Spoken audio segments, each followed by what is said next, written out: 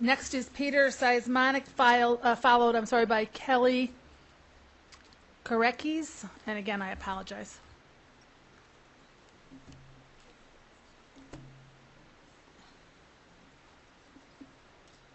Hello. Hey, sir, can you just hang on a second? I've been advised that it would be helpful if I actually gave more than just the next name so people know if they can leave or not. So let me say right now we have Peter Szymonik, then we have Kelly Korekis, Nathan Cloutier, Jane Doe 1, Andrea Coda Eigner.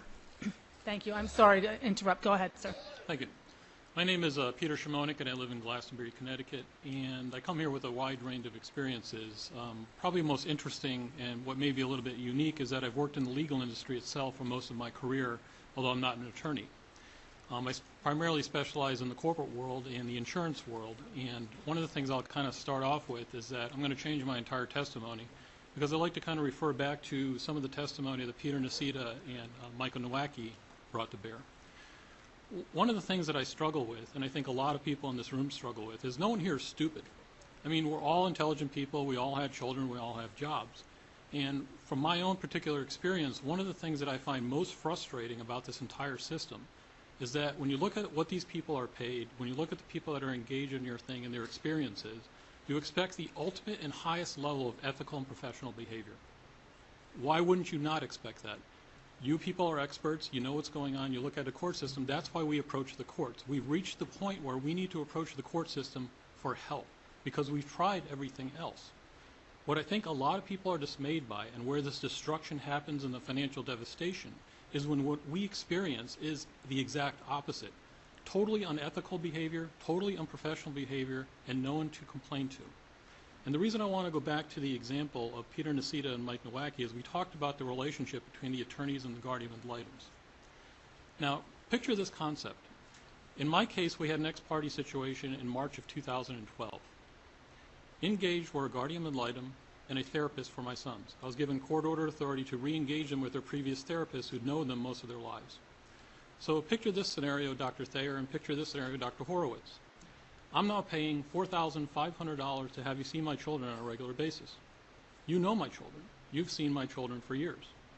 The guardian ad litem, who's new to the case, bills $26,000, sees my children once for all 2 hours, and in court blocks all testimony from the therapist from being entered or heard by the court. Blocks it. Even worse, the judge didn't even look at what we were trying to present.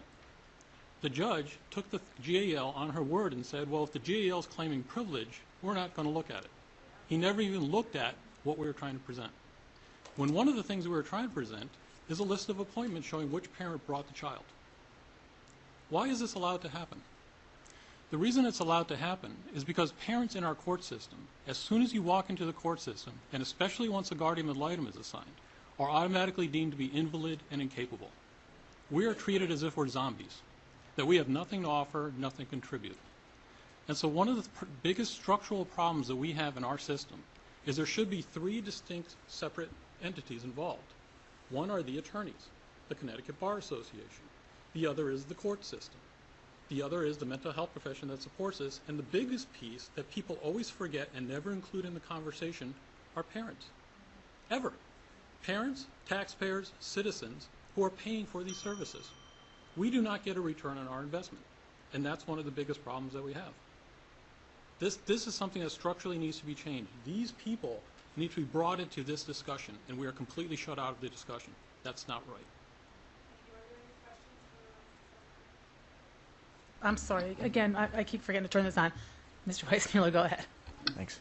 My understanding of your testimony is that you and the mom were both appearing in this proceeding, but they asked the guardian ad litem to make a recommendation as to privilege as opposed to asking the de facto guardians, the biological parents? The guardian ad litem just constantly throughout the hearings mentioned that she had privilege and blocked all testimony from the therapist from being entered, period. Was there ever a judicial determination that the biological parents, the de facto guardians, should have their opinion weighted less on a medical decision than the guardian ad litems? Never was. For example, if your child, God forbid, had cancer treatment, would they be asking the guardian ad litem for that? Well, and I think this is the problem from a legal perspective, because from a legal perspective, once a guardian is assigned to your case, this is no different than guardian elder abuse. Again, once a guardian is assigned to your case, from a legal perspective, the parents are deemed invalid and incapable, both parents. And so what ends up happening is... My understanding of the case law says that there's supposed to be a comparison made, and the case in question from the Supreme Court actually discusses a grandmother who was accused of, or actually established to be unfit at one point, trying to act as the de facto guardian, and that is the case that people refer to commonly, and that there's not a case that says a biological parent who is not deemed to be neglectful or abusive should be overridden by a guardian ad litem. What case are you referring to? Well, here's the difficulty, and this goes back to, again, something that was discussed before. One of the things that I struggle with is people that are in this industry have such a lack of appreciation of what actually is happening within the hallways of the family court every single day. So you can be absolutely correct. It's completely ignored and violated. And I make the comment, having worked in the legal industry, what I have seen happen in the family court would not be tolerated in any other practice of law in this country. Why is it tolerated in family law? I just want you to know that I actually hear what you're saying regularly, that when the parents come in and they're talking about privilege, and in fact I proctored the guardian ad litem training, and I was surprised to see that the training suggests that the guardian ad litem should, grab onto that privilege and try to exercise it on behalf of the child. And I don't object to necessarily seeing that in the training. What I'm confused by is that I don't believe that is the law. I believe that's just the guardian ad litem being trained in the propriety of, in some circumstances, obviously trying to maintain the therapeutic relationship between the therapist and the child, which is very important, but there also may be overriding concerns that may relate to the best interest of the child that would make it appropriate for that testimony to come in. And as an extension of that, here's the biggest problem. Whose role is it and whose job is that to determine that? The judge.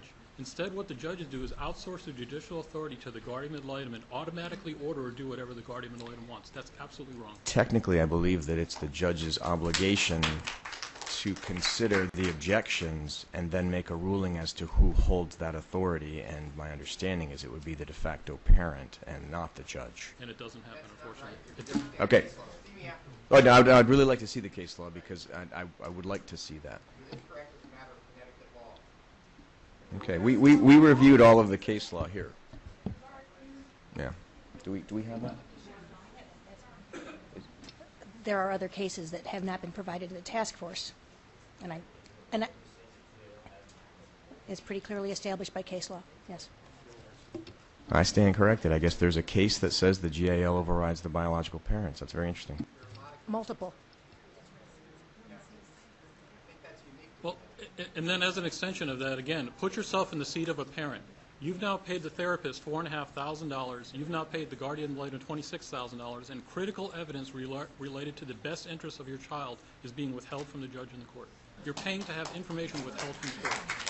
Well, typically, if I may just jump in, typically one parent is in favor of the child's therapist testifying, and the other one is not. So to some extent, they are canceling each other out, and that's where the guardian ad litem is. And parents are paying for that. But it doesn't make a difference if one parent has the sole. This is not a committee. We're not going to engage in a lengthy discourse with anyone other than the speaker. But in any event, are there any other questions for Mr. Szymonik? Well, I just have a comment. I mean, one of the things you have to look at there, too, is your child's going to therapy and establishes a bond with their therapist and not necessarily wants what they've said to their therapist to be put in public. So if you're thinking about your child's best interest, that's also something to think about. You just testified that all you wanted to say was who brought the child to the doctor and who didn't. You could have, that I don't believe is privileged information. Absolutely. I believe that you could have said on the stand, your lawyer could have elicited testimony from you what days you took your child to the doctor. We were not even allowed to go to, as soon as we mentioned the therapist, all conversation was cut off by the judge. Period. We did that. It was cut off by the judge, who used to be a guardian ad litem, by the way.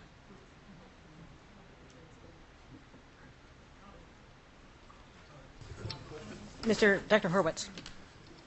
This may very well be embedded in your written testimony, but I just wondered if you had any specific recommendations for this task force. I absolutely do. I submitted information to this task force that has task force recommendations from 8 other states who have gone through this exact same process, schools of law. The New York State Bar Association conducted their own independent study and presented it to the New York State Bar. The state of Maine passed sweeping guardian ad litem reform over the summer. Here's some specific recommendations. Number one, it is absolutely unconscionable that the state of Connecticut imposes guardian ad litem on parents, and nowhere does the state keep track of what these people are paid. Nowhere does the state keep track of how much time these people actually spend with the children. This is now law in the state of Maine. In the state of Maine, the guardian ad litem, what they are paid is now reported by the state and is publicly accessible.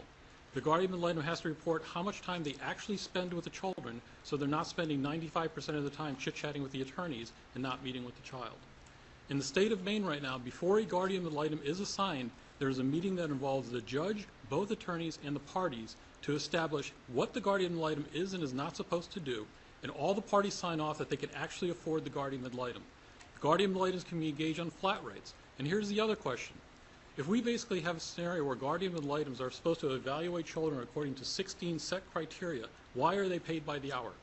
Every single child is the same. It doesn't matter if they live in Litchfield. It doesn't matter if they live in New London. It doesn't matter if they're a son of a millionaire. It doesn't matter if they're a son of someone on welfare. How is the work different? And what explains that Mr. Nowacki's bill is $252,000 minus $49,000 and someone else's is $15,000, and the law center can do it for $20 a day. That makes no sense.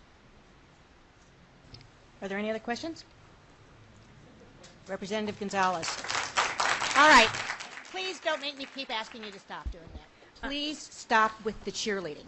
We have 75 people we need to get through. We do not need to waste time with cheerleading in between speakers or after statements. Representative Gonzalez, your question? Yeah, good question. Do you have any guardians ad litem statistics? I do. Can you ask the question? Yeah, do you have any numbers, any statistics about guardians ad litem? Yeah, I understand. I'm sorry, I didn't understand it either. Statistics. plenty. Do you have any? You have. Essentially, I have a website that I created called GALreform.com that over 500 parents have signed. I've reached out to those parents and asked them for their guardian ad litem bills because, again, I'm an expert in legal billing, to examine what these guardian ad litems are paying for, what percentage of time they actually spend with the children, what the average costs are. As a random sample, I got feedback and responses from probably about 46 parents, and also including family law attorneys and guardian ad litem themselves, I'll add. What was shocking to me is when I crunched the numbers, the average person that wrote back said their average guardian ad litem bill was $46,000. On average, these guardian ad litems are spending 1 hour a year with the children they were assigned to represent. 1 hour. Even worse, I asked these people, just give me a letter grade, okay? And regardless of what the outcome was, what good of a job do you think the guardian ad litem, they ask appropriate questions? You know, whether you're upset with them or angry with them, almost universally, every single guardian ad litem got a grade of F.